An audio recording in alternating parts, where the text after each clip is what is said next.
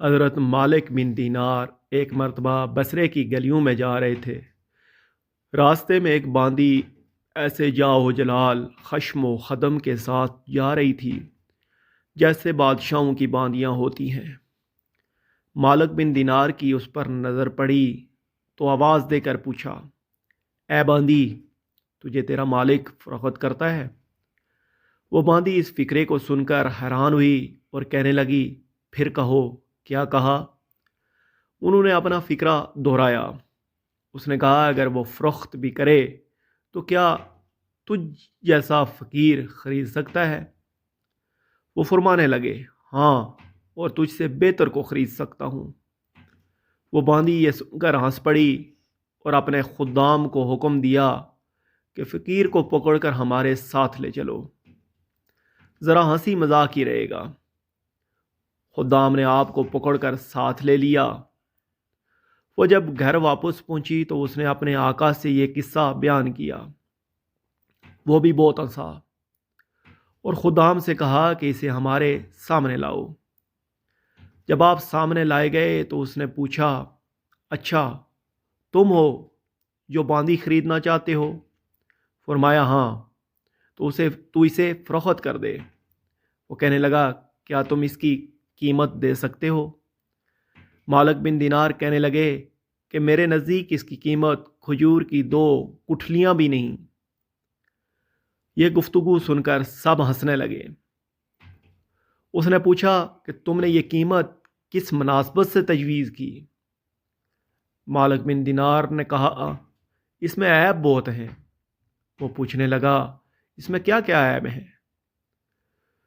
مالک بن دینار نے کہا، غسل نہ کرے تو بدن سے بو آنے لگے، اگر دانت صاف نہ کرے تو منہ سے سرہاڑ آنے لگے، اگر بالوں میں تیل کنگھی نہ کرے تو وہ الجھ کر رہ جائیں اور ان میں جوئیں پڑ جائیں، ذرا عمر زیادہ ہو جائے تو بوڑھی ہو جائے گی، منہ لگانے کے بھی قابل نہ رہے گی، حیض اس کو آتا ہے، پیشاب پخانہ یہ کرتی ہے، ہر قسم کی گندگی، تھوک، رال، نزلہ، زکام اسے لاحق ہوتا ہے،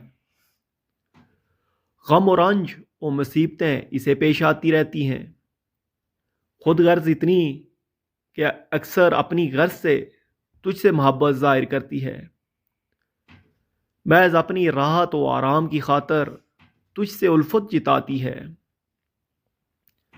آج کوئی تکلیف تجھ سے پہنچ جائے تو ساری محبت ختم ہو جائے، انتہائی بے وفا ہے، کوئی قول و قرار پورا نہ کرے گی، اس کی ساری محبت جھوٹی ہے، کل کو تیرے بعد کسی دوسرے کے پہلو میں جب بیٹھے گی تو اس سے بھی ایسی ہی محبت کے دعوے کرنے لگے گی۔ میرے پاس اس سے 1000 درجہ بہتر باندی ہے جو اگرچہ قیمت میں نہایت کم ہے لیکن وہ کافور کے جوہر سے بنی ہوئی ہے، مشک و زعفران کی ملاوٹ سے پیدا کی گئی ہے اور اس پر موتی اور نور لپیٹا گیا ہے، اگر ترش پانی میں اس کا لہاب دہن ڈال دیا جائے تو وہ میٹھا ہو جائے، اگر وہ مردے سے بات کرے تو وہ زندہ ہو جائے، اگر اس کی کلائی آفتاب کے سامنے کر دی جائے تو آفتاب بے نور ہو جائے، گھن ہو جائے، اگر وہ دنیا میں اپنی زیب و زینت کے ساتھ آ جائے تو سارا جہاں معطر ہو جائے۔ اس نے زعفران کے باغوں میں پرورش پائی ہے، کبھی وعدہ خلافی نہیں کرتی، اپنی محبت نہیں بدلتی، ہر جائی نہیں ہے۔ اب تم ہی بتاؤ کہ قیمت خرچ کرنے کے اعتبار سے کون سی باندی زیادہ موزوں ہے؟ سب کہنے لگے، وہ باندی جس کی ابھی ابھی آپ نے خبر دی۔ مالک بن دینار نے کہا، اس کی قیمت ہر شخص کے پاس ہر زمانے میں موجود ہے۔ تو لوگوں نے پوچھا، اس کی قیمت کیا ہے؟ آپ نے فرمایا، اتنی عظیم اور عالی شان چیز کے خریدنے کے لیے بہت معمولی قیمت ادا کرنی پڑتی ہے، وہ یہ کہ رات کا تھوڑا سا وقت فارغ کر کے اس میں اللہ جل شانہ کے لیے کم از کم 2 رکعت تہجد کی نماز پڑھ لی جائے۔ اور جب تم کھانا کھانے بیٹھو تو کسی غریب محتاج کو بھی یاد کر لیا کرو۔ راستے میں کوئی تکلیف دہ چیز پڑی دیکھو جیسے کانٹا اور اینٹ تو اسے ہٹا دو۔